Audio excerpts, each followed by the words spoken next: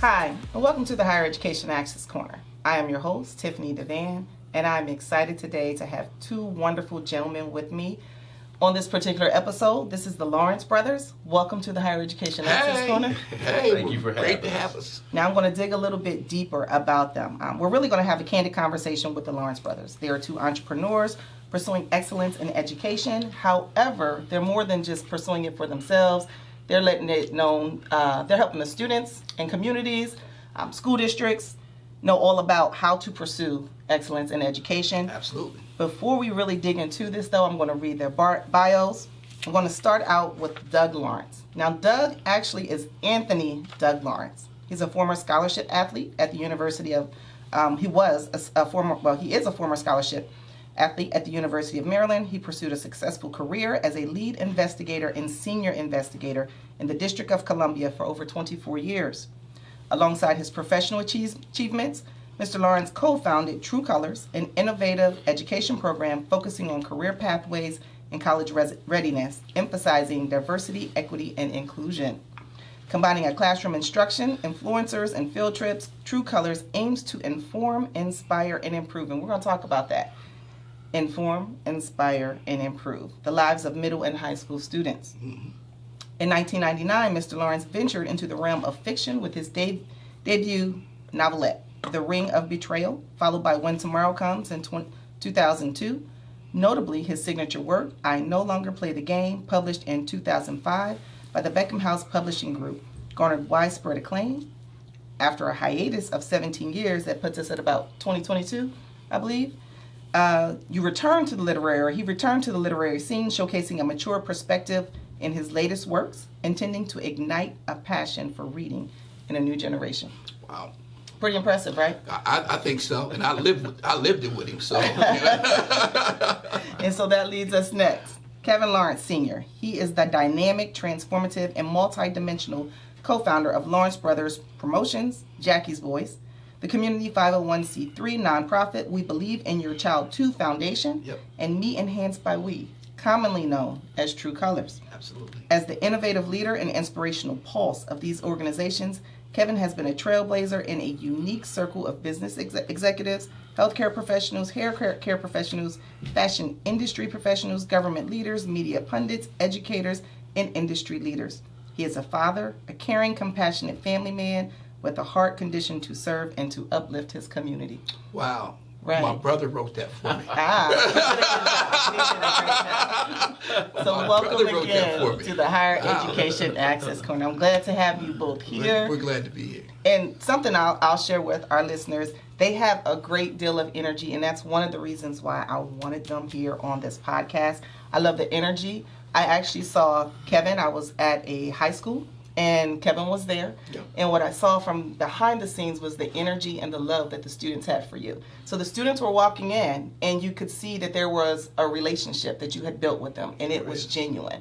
And they were talking to you. They were sharing things with you. And sometimes, and I was there talking financial aid. So when you're talking financial aid, you have to get deep into their business. Yeah, so you gotta know 'em. Yeah. And they had no problem sharing those things. We get involved. You know? Right. So that's one of the things that I love. So I wanted to bring you on the podcast, and I know you do this with your brother. Yeah. So because the both of you are doing it, I wanted everyone else to hear about it, to know about it, break out a little bit of you all, what your program is like, and then we're going to dig a little bit deeper into some other things. Absolutely. All right. So let's kick it off. Tell us about your True Colors program. How has it evolved? And I'm going to dig a little deeper. Where did it start? All right, you want me to start? Sure. All right. So True Colors originated during that COVID period. Diversity, equity, and inclusion, the George Floyd incident, really birthed True Colors. And how it started was a unique situation. I just got tired of getting up in the morning and hearing these horrific stories about our people. And I just wanted to touch lives and just say, you know what? If the police officer pulls you over, comply. You know, we'll fight a battle the other day on the social issues. And what happened was COVID hit. And Dr. Travis Waters, we were blessed that he was the superintendent at Stilton High Spire High School. And he gave our program an opportunity to come in, and Mick The superintendent now embraced us, and Principal Cadero gave us a platform and didn't reel us in, but let us do our thing. And believe it or not, we started out with 6 kids. You know, we pitched the whole school. We didn't have any marketing strategy. We just said, hey, we're going here and we're going to build this thing. And 6 students actually joined our program. And the goal was diversity, equity, and inclusion in the beginning. And then once we started meshing in with the students, we found that that wasn't their issue, so to speak. It was career pathways. Can you help me get to where I really want to go? Can you provide me a platform with an opportunity to enhance my life and possibly change my life and my family's life? So then we start looking at career pathways and post-secondary educational opportunities, because I truly believe that without education, we can't improve. Like, we have to look at post-secondary opportunities or trade school opportunities to build our financial stability, and that will help you grow your communities, because the 3 I's are informed, inspire, and improve. So we want to, inform you, inspire you, and hopefully improve you, which will bring change to our community. So it started out as a diversity, equity, and inclusion program, and long story short, with a lot of love, turned into a career pathway program that we now host over 70 students and serve two school districts. In addition to that, with the True Colors, can you expand, like, what topics or what particulars do you go over? I was looking on your website and I saw some of the different cohorts that you had. The cohorts, it started out with business, entrepreneur, health sciences. There are actually 6 cohorts, arts.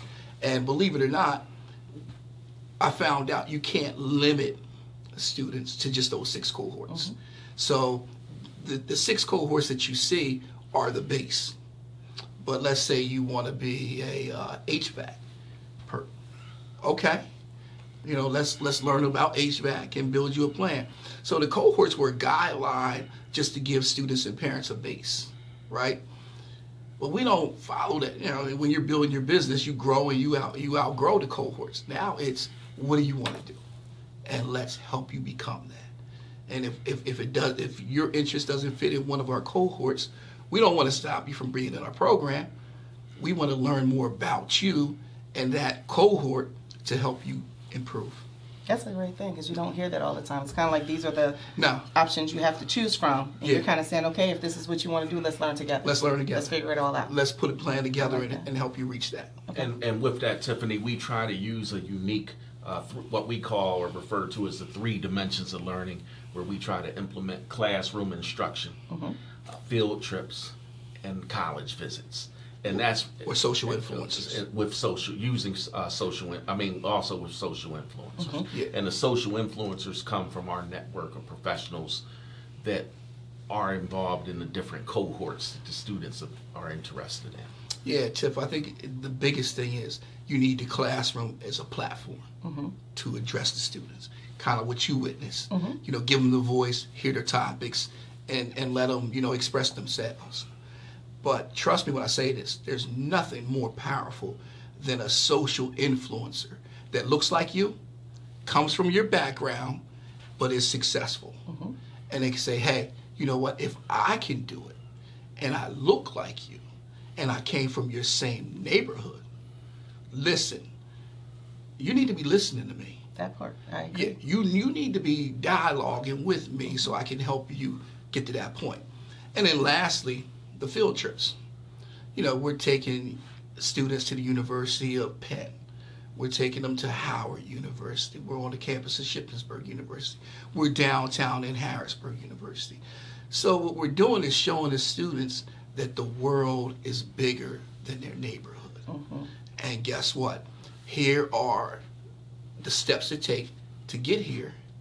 And if somebody tells you how to do it, you got a good chance of going back and saying, you know what, if this is what I need to do, and these are the people that can help me, I may eventually be there. It's a good chance that I can be there.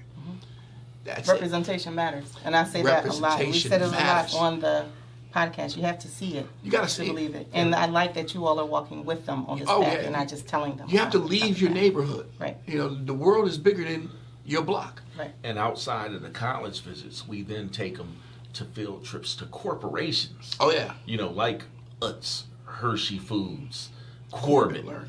you know, so that they can hear from the executives and what it takes if they're going to become an intern, or if they're going to participate in an internship program, or if they seek employment or job opportunities. Hearing directly from the corporation has been very impactful for our students. Or last point, that in a lot of cases, you don't need to go to college.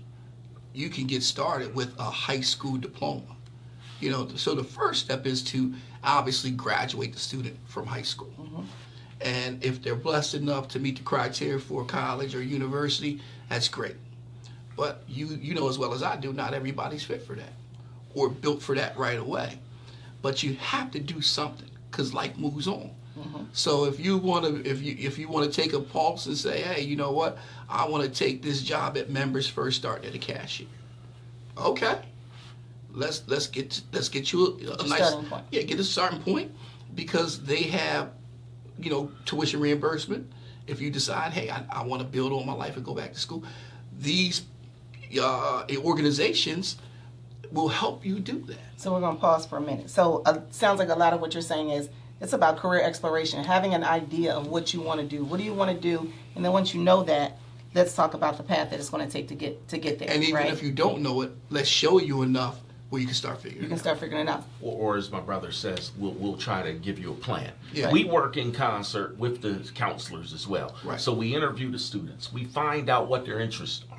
We look at their grades. We tell them, look, know your numbers. Yeah, know your numbers. Know your grade point average. Know your GPA. know your class Yeah. rank. Be realistic Yeah. about that. I like Yeah. it. Absolutely. Yeah. So know your numbers. We use that phrase often. And so we then will encourage the students, if they're struggling, meet with the counselors, come up with a plan, a realistic plan, an attainable goal plan, Yeah. and that's important. So that's So part of the process. When do you all start working with the students? Is this ninth grade? Like at what point? Yeah, we're open for all grades. For all grades, Right, okay. but we have an interview process that starts in like the first, second week of school. Okay. And then we go through this selection process. When you start out with 6 students, those are the 6 students that chose you, right? Now we had over 120 something applicants, and we only had 30 slots, and we made an agreement with the school to take 50 students. Okay. But you're still telling 60 something, 70 something students no, right? So the demand is there, and then after you put this clay together, you start molding it. So here's another pause for you guys. We're going to come right back to that. Sure. We're going to stick a pin in that part. We're talking about career exploration. What do you want to do? How do you get there? What did you all want to do when you were younger? Wow. I'm gonna let Doug go first. I'm gonna let Doug. Figure it out, huh? I mean, I just don't want to say right now. right. No one's listening. It's all right. You can tell us. Well, What you know, about we you? were athletes, you know, so we participated in youth league football, Yeah. high school football. So your dream is, okay, maybe I'll go to the NFL. Right. But I was also a pretty decent student in high school. And so I knew the importance of getting good grades. And so my ultimate goal was either to become a lawyer or an investigator. And that, from the time I was in high school, that influenced my decision to go to the University of Maryland, because I knew that after I graduated, I would be in the mecca for law and investigating and things of that nature. So I'm fortunate enough to have been able to follow a plan and a career path. How did you know? You just knew, like that was just your passion. Did you talk to someone to get an interest in? Influences as a youth. You know, Johnny Cochran Okay. was a major influence on me. You know, I studied his history, and I knew that being a lawyer was always important to me. Yeah. So I was the opposite. Okay. You know, I was the athlete, but I really didn't apply myself in school. So growing up, I really didn't know what I wanted to do. Criminal justice was, you know, having an impact on youth. At that time, they called them delinquent youth. So I started out in the juvenile detention centers back in the day, old school Woodside, and I was blessed that a guy named Ford Chapman asked me to help him out at Bishop McDevitt High School. So during the day, I was dealing with the negative side of youth. And then after school, I was dealing with the plus side, the high school students that wanted to participate in sports and things of that nature. And I was coaching football and track and field at Milton Hershey. And we had a lot of success. So during that time frame, I knew I had a knack with inspiring young people, right? So I moved to Hampton and started a career down there in healthcare. And my side hustle was open up a barbershop, right? And no matter what, don't get me wrong, Centera Healthcare, big, I had a great job, but I didn't have the same fulfillment as I had at the barbershop where I was Mr. Kevin. Can give you a free hair. You got an A on your report card. Come on, let me give you a free haircut. So you were inspiring kids even back then? Yeah, even back then, right? And then that evolved to what do you like doing? As we get older, you start asking yourself, what do you like doing? And I just didn't like the rules and regulations of corporate, having to answer to somebody as I got older, right? So I said, let me get my own business. I have my own business, the barbershop. I can make my own rules, make my own hours and things of that nature. So when it came time to develop this program, I said, well, if I'm going to do something at this stage of my life, I'm going to enjoy it. I'm going to be working with kids where there's self-fulfillment, to see a young person, reach their goals and help them along the way. That became my thing. So I was one of those guys that just kind of figured out life. I had a passion for helping young people. I enjoy being around them because they keep me young, right? And when I'm with them and things are going well, it's like, wow. So you know what? I'm glad I asked that question because when you're talking to students, you two are both extremes. Yeah. Oh, yeah. And I think for the podcast, those who are tuning in, they see success right now. Right. These are two gentlemen in front of us who have this wonderful program, have these opportunities for students, so they don't know the path that you have taken. No. And so sometimes I'm talking to students and they'll say, I have absolutely no idea, and they feel rushed, like they have to figure it out, and they don't know how to start. You got others who are pretty much saying, I pretty much know what I want to do, I'm focused, and they follow that path. There was a passion in both of you, though. So Absolutely. at the end of the day, you had to find your passion. Hopefully you've gotten to your purpose, but there's passion in it, and it starts out with, what do you like? What are your likes? What are your dislikes? And that's some of the things that I think sometimes students don't realize. Start with your likes or your dislikes. How did you get started? How did you figure it out? And I'm sure your programs touch on that. Yeah, and that's so true. And for me, the transition actually happened for me after I graduated from the University of Maryland. Because although I was an investigator, I still was sort of indecisive on whether or not I wanted to go to law school. So the person that had the most influence on me, and people always ask me about my writing and how that started, it was through my interaction and meeting by chance with Barry Beckham, who's a novelist, professor, innovative prose writer. He was actually a professor at Brown University, and someone introduced me to Barry, and I pitched my first book, The Ring of Betrayal, to Barry, and he said, well, what's your purpose? And so that was the first time someone actually made me think of purpose. He said, and meaning, are you in writing to get rich, or are you trying to reach the youth? So you have to have a purpose.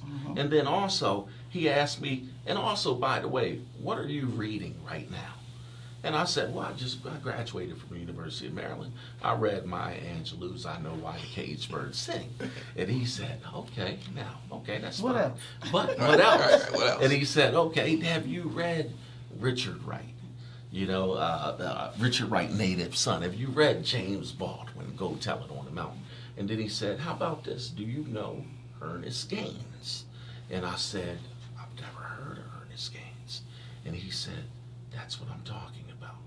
He said, I want you to really explore the craft of writing. And he said, I want you to read 2 books. I want you to read A Lesson Before Dying by Ernest Gaines. But more importantly, I want you to read A Long Day in November. Tiffanie, this is back in the mid-90s. So there's no Google. I can't Google a long day in November. I had to go to the library and seek out the book. Come to find out, A Long Day in November is a short story inside of a book of short stories.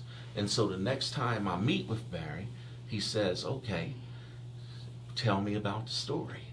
And he verbally quizzed me about the book. And he said, now I know you're serious Because about you took the craft. time You took to the dig time. through, find it. Exactly. And so 30 years later, we're still here. You know, and he said, but understand that your target audience to reach the youth don't read as often. Yeah. So it's going to be a challenge. All right, And so- you have to be willing to accept that challenge. So we're going to have a whole segment about the book and the reading. Now, remember I said we're going to stick a pin, and now I'm going to go back to True Colors. Y'all still with me? Absolutely. We're with you, All boys. right. So when we're talking about your True Colors program, a couple things come to mind. Number one, how has it impacted the school districts that you're serving? How do you know that it's making a difference? What are they saying? Yeah. Well, you get plenty of attaboys. You know, first of all, I cannot thank Stilton Heights Fire School District enough for their support. You know, Superintendent Isrick, the administrative staff with it, Willie Slade and Mark J.J. Kearns. You know, they backed us and supported us financially. The counselors, Adrian Albert, Michelle Warren, LaPortia Humes, Principal Cadero, and Principal Gauls, have basically supported us from day one. And with Dr. Travis Waters, who helped us get a start, and I can't leave out Professor Dr. Todd Mealy for helping us build the program and put it together. Bob played a huge role in our development. Now, for those who are listening, Bob is my brother. Bob. I didn't pay them to say his name. So, Bob, if you're listening, no, they he's gave you a listening. shout out He's on listening. Yeah, I gotta give him a your shout little out. sister's podcast. Yeah. I mean, he was huge, especially in the development. Guys like D.L. Stewart, you know, advised us and encouraged us. So the community has supported us. And then I can't leave How do out. they respond now that it's out there? Like, what are they Well, saying? because the numbers are growing, they see the impact, the graduation rates, the success rates, the GPA numbers are up. So kids are coming to school. So when you see that happen, like you were there, the kids run into you and, you know, can't wait to see you. Going on college visits this past Saturday, I had a chance to go on a college visit. It was acceptance day at your college. And I took a student there, and she was just blown away that we were there, and you know she was there. And sometimes the parents can't take them, so the students asked me to go. And I'm blessed to have witnessed students go off to post-secondary and graduate. And even when I walk into convenience stores and see students working, or you know they're in their life. So you know it's having that impact. I know they're The positive energy from the students is tremendous. Yeah. When we come into the building and we're rooted in a positive way, the energy alone That's lets what I us saw. know. Yep. You know, it lets us know that look, we're glad to have the program. They're exploring and seeing things that they otherwise maybe would not see, and that's what the parents share with us. They appreciate. Wow, we appreciate you taking my son or daughter to Temple University or to Villanova University. Yeah. They appreciate that. And the students, they appreciate being able to see and visit the different schools because it allows them to make an informed decision on where to go. Not just that, but you know, we receive grant funding from South Central PA Works. Nicola Overton, if she's listening, shout out to her and her efforts. Bishop McDevitt High School with Vince Harper, Principal Harper, and believe it or not, Principal Harper, my first year coaching, was our quarterback at Bishop McDevitt. So to see him evolve to become the principal at Bishop McDevitt, and then come back and reach out and say, hey, we want your program at Bishop McDevitt. Coming back full circle. It's coming back full circle. So when you see that, and so many people have helped and support us to receive grant funding, and believe it or not, this is 2/3 of our trio. There's a guy named Joe Porter. He's also our brother, and we wouldn't be where we are without him. So it takes a village to really have an impact on the community, and I'm so blessed that so many people have helped us and our program reach the kids and reach the students. And we're here on the podcast, but there's so many people behind us. Mm-hmm. And then here's the other part. You guys, I wanted to know what you all thought, and I think it was pretty amazing to see just you. Right. I didn't see you in action yet because you weren't at Still High the day I was there. Okay. Right. But I did go back and I looked at some other footage. things and some interaction. Sure. So I know that you're doing it, but I can see that you're doing it. I want to hear it, but I could feel it, and that's the Right. part I think that really resonated with me. Yeah. Is that you can't really fake students No. liking you or disliking you when Right. they're walking in the room. It's kind of like they were just coming straight in, Right. and they were engaged and they Yeah. were alive, and you could feel the love, and that's the part I think that connects with students when they know that you care. You know, Right. they respond differently. So it's easy to push. Hey, let's focus about this career exploration. Let's focus about this. What is it that you want to do? And they open up, and Right. you could see them opening up and sharing different things. You knew some of their stories, and you're like, no, you got to go over there and talk to Mr. Van when we were doing the FAFSA completion part. Exactly. Here's your scenario, and you knew it, and the fact that they openly shared it with you says a lot about their trust that you had built with them. Students of color have a difficult time with financial aid. Mm-hmm. Most of it is because they're first generation. Right. And so talking to their parents about financial aid and asking people questions about money and things. Everybody don't want to share their information. Right. But in order to get the results, Mr. Kevin can come and talk to my mom about financial aid. And it's not that I can talk to them about financial aid, but I'm going to get them in front of the people that Give them can help them. Make them feel comfortable.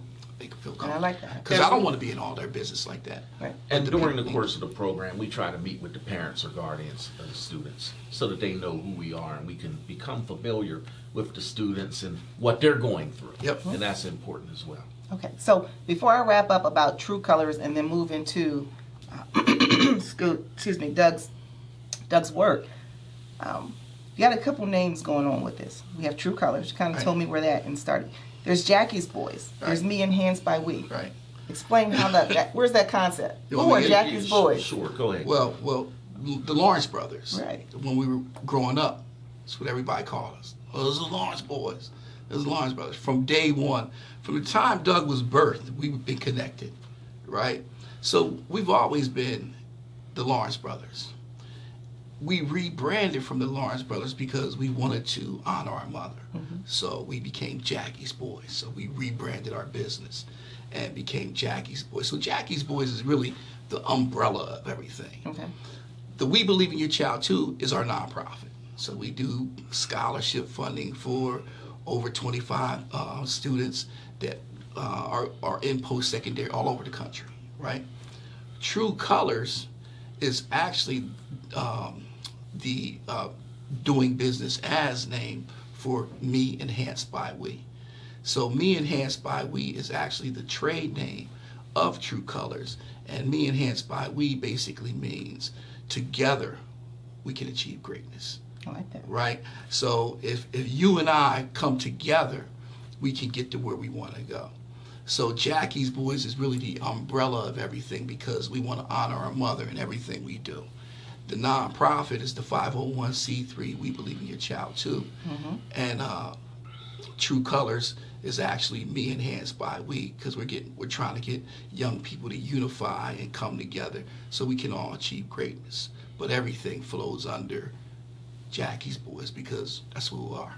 And under We Believe in Your Child too, we, like my brother just said, we have over 25 students attending 14 different universities that have received scholarships from the We Believe in Your Child too Foundation, yeah, Nice. we're proud of that work. Yeah.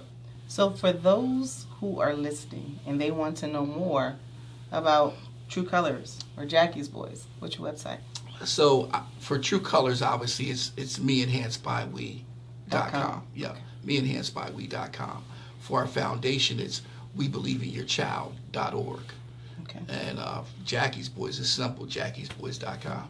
So there's actually 3 websites that are connecting what we Your do work. all in different ways. Okay, I love that. Now, you guys, for our listeners who are tuning in, some can see and some cannot. They are brothers. You can tell that you guys look alike. We know that you're brothers, right? Right. What do you admire most about each other? Wow. You want me to go first? Yeah, sure. Yeah. I mean, you heard my brother's bio he wrote on me. So obviously there's love. You know, coming from a loving family. And my brother's sacrifice in terms of his commitment to our family is unmatched, right? But more importantly, the fact that he's a winner. He's overcome so much and had to rebrand, whether it was, you know, hey, didn't make the NFL, what do I do now? Write a book and go be an investigator. Second thing is, you know, what happens after you retire, you know, from serving the public? What do you do next? And I remember saying to him, hey man, why don't you start writing again? You know, why don't you start writing again? And, you know, you see the big race in front of you, right? So his ability to readjust and move forward. But my brother is a winner, and he makes me a winner because I'm around him, right? And trust me when I say this, we have two totally different types of personalities. I can tell. Right? So we balance each other from day one. His style is very structured. I have like a loosey-goosey, you know, way. So he has to reel you in. He got to reel me in. And then sometime I got to tell him, yo, we got to take a chance. You know, we got to jump. So it's that from day one chemistry. I mean, I know a lot of people. I don't know a whole lot of people who have brothers working with them for this long. I don't know. I could work. If I could work both yeah, right. I don't know if I could So, work. and we don't always agree, but you There's know, always love. yeah, we got the same mom, and she's the referee, and she'll say, hey, this is what you got to do, and that's it. All right, Doug. You're up next. It's What do you definitely his love and passion, and he's not only for his family, you know, as children, as a husband, but just his commitment to the youth, and he's such a giving person. With We Believe in Your Child too, when we started the program, I asked him right away, look, this foundation, where is the money gonna come from for the foundation? That was like my first question. And he said, it's gonna come from us. And I was like, wait a minute. I'll spend his money. Wait a minute. You know? And I've seen my brother throughout our years of being in business together give. You know, and he's always willing to listen. He receives calls from parents and students all hours of the night. Mm-hmm. You know, Yeah, students call him all hours of the night. It can be very disruptive to his personal life. I've seen him make a commitment to travel to different campuses so that he can spend a few hours on each campus with 25 of those students. And I'll say, Kev, man, that's a strong commitment to visit the different universities where the students attend. But he doesn't want us to just contribute and say, here's some money for you to go to school.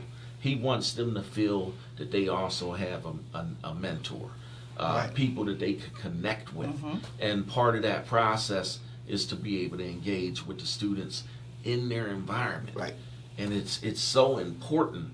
And I've seen him do it, you know, weekend after weekend. I've seen the sacrifices. That service in action. You know, Yeah. and I just, people have to understand there's a cost to that. Oh, yeah. And sometimes that cost could be your personal family life. Mm-hmm. You know, and throughout my history with my brother, being in business with my brother, you know, it's been the Lawrence brothers.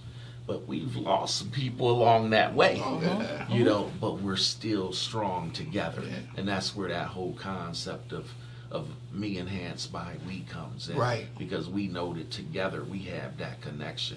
I like that. Yeah, so I like that's what we admire All about right. each other. All right. I like that. Thank you. Another thing I'm admiring about the two of you is the love that you show, the commitment that you have to each other, to your communities, to your schools, to your students. So it's kind of like all flowing. This is who you both are. Yeah. And I can see the difference in personalities and brothers, but it works. So it's kind of like the two pieces of that puzzle.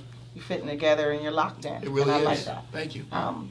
Doug, we're going to shift to you Oh, because yeah, like the shift other to part Doug. of Shift to Doug. other part of what you were saying, and that's where you're finding some of your purpose at. You are an author. Absolutely. right? So we're going to talk about your books. You have a couple different things. Reading and financial literacy. Why have you placed an emphasis on these topics? The financial literacy, and you kind of already talked about it. You know, there's that financial literacy. There's the reading.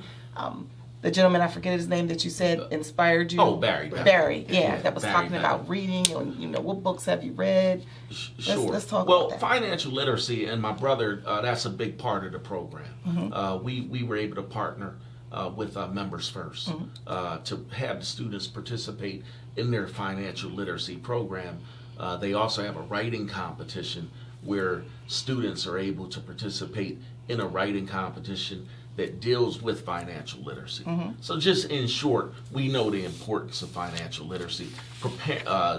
Being able to balance your income or prepare yourself for college. Right. You need to have the resources to go to college. It's one thing to be able to have the grade. You can have the grades. You can have everything to get into college.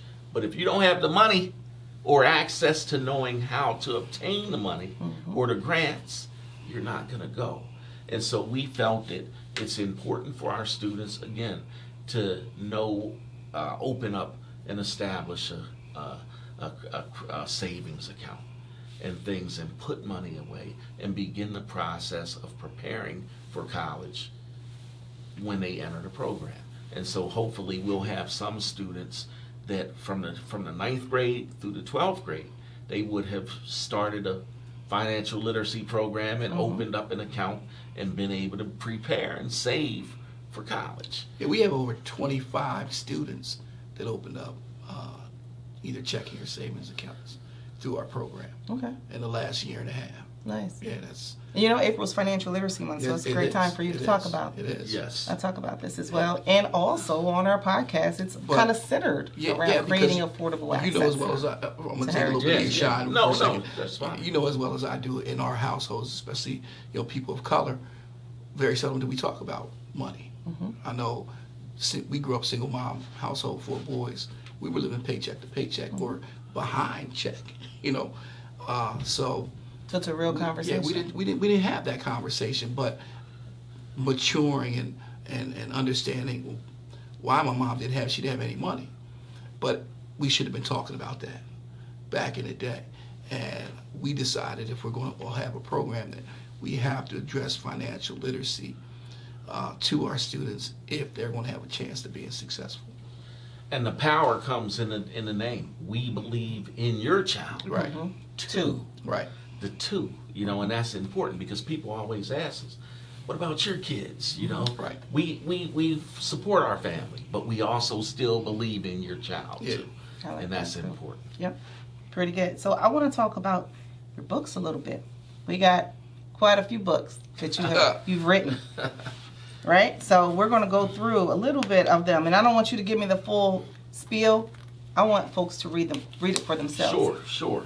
Your very first piece was The Big Race, right? Well, that was the latest novel. The Big Race is the yes. latest one. The first piece was which one? The Ring of Betrayal. The Ring of Betrayal. That was the start. The Ring of Okay, Betrayal. was The Ring of Betrayal. What inspired you to actually write that one?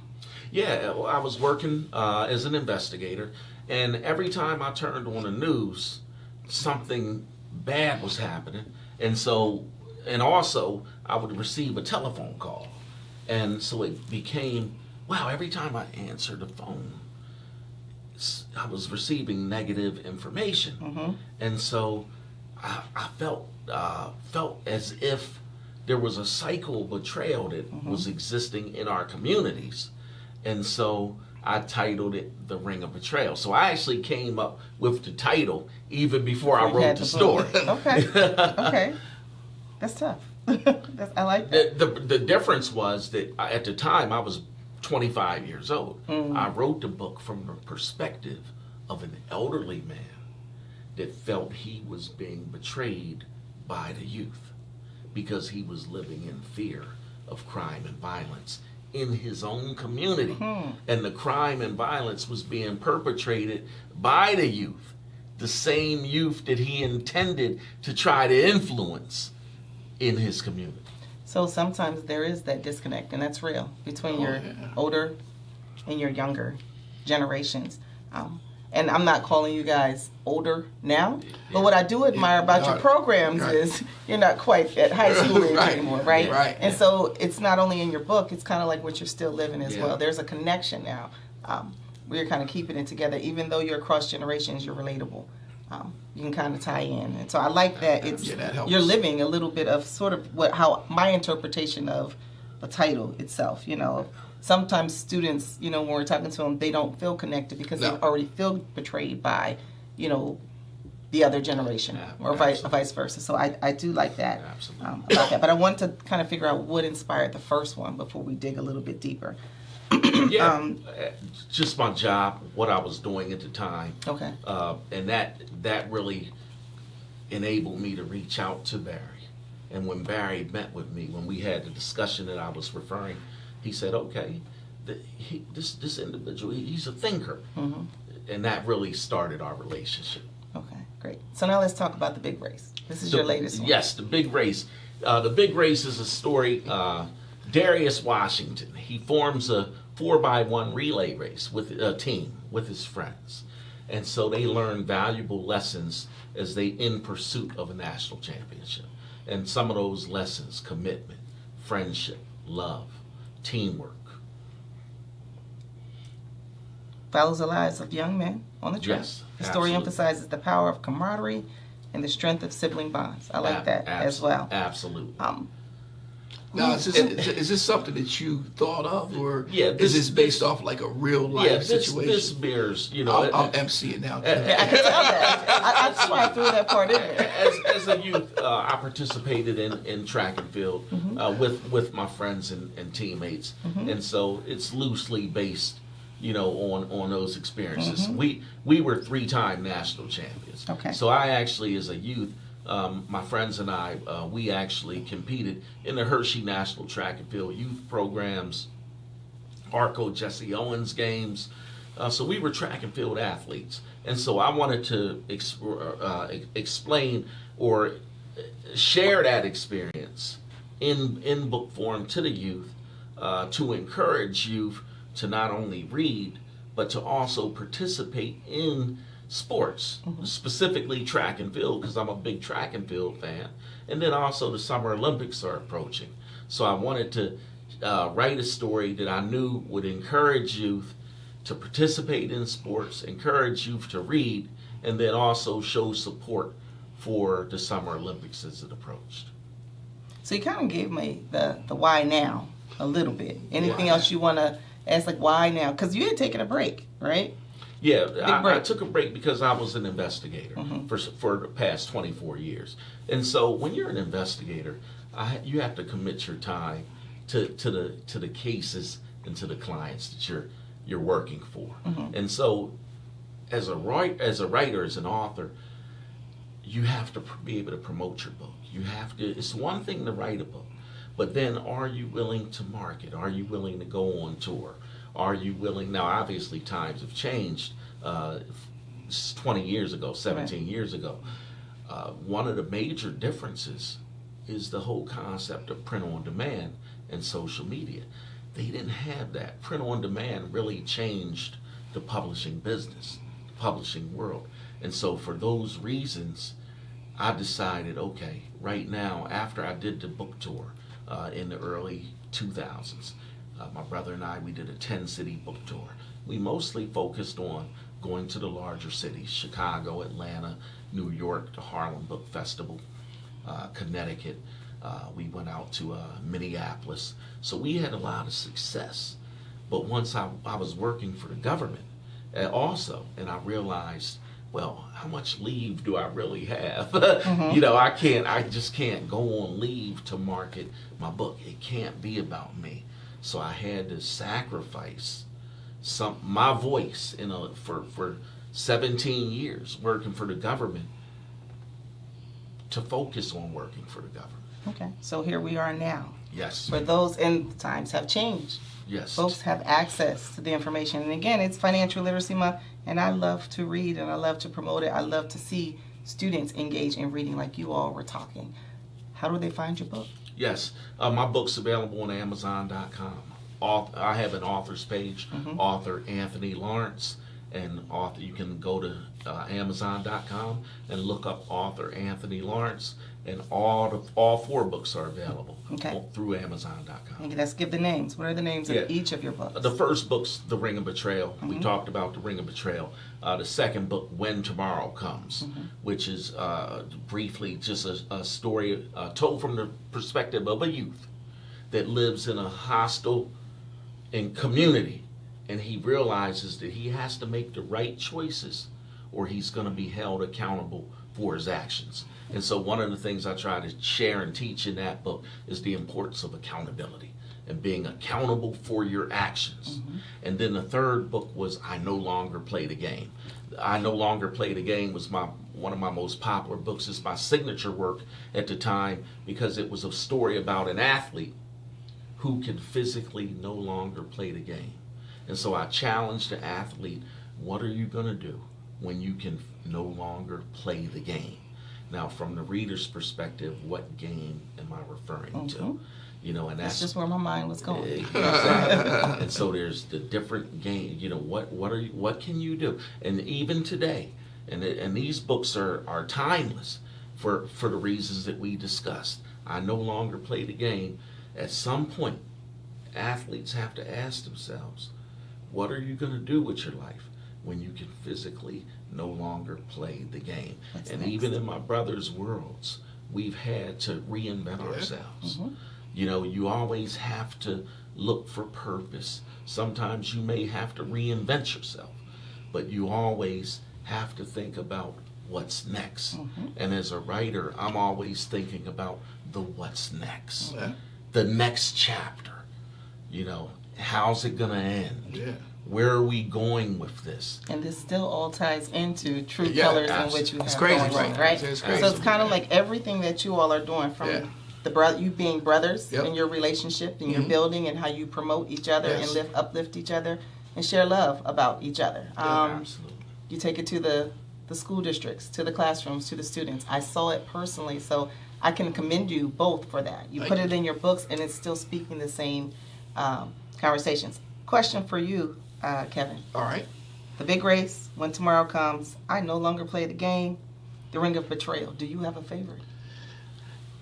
I don't necessarily have a favorite because they all represent chapters, right? And the Big Race is the latest, so that's what gets the focus, right? You answered like the author. That's why I didn't ask him that. Right. But I remember when we were first growing up, When Tomorrow Comes, you know, he was young, 25 years old. Who's writing? You don't find too many 25-year-olds, you know, trying to publish a book. Like, what are you doing, man? The game's on. Now I got to write. You know.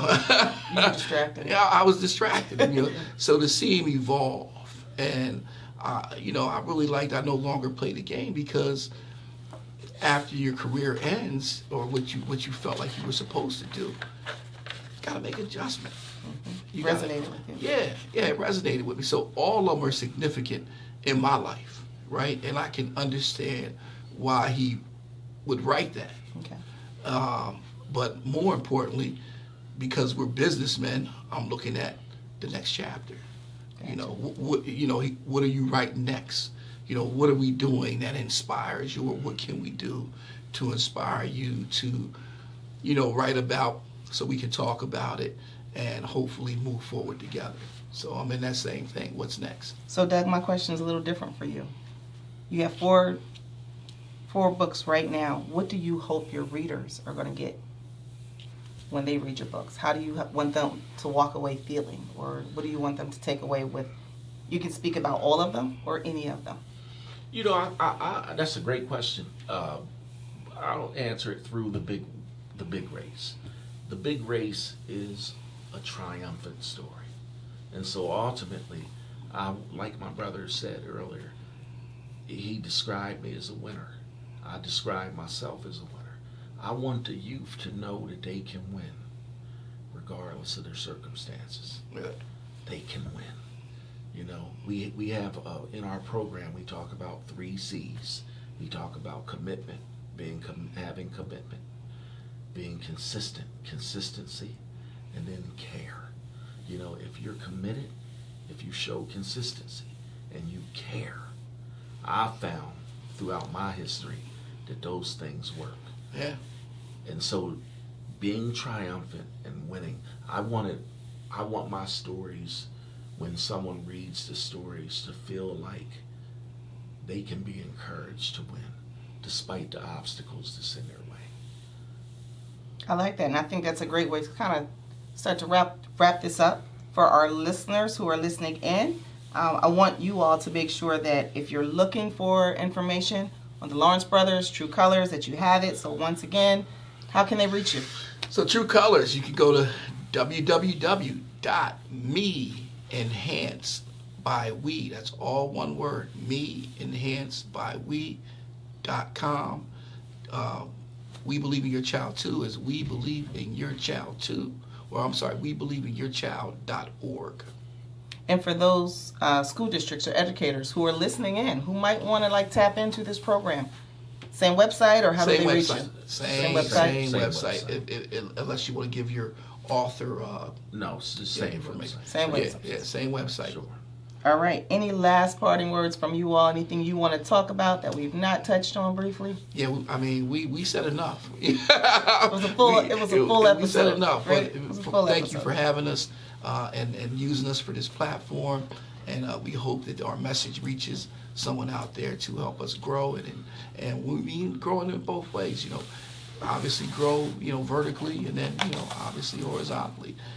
It's all growth. So that's the next chapter of our life. We want to reach more students. We want to impact more school districts and see what we can do.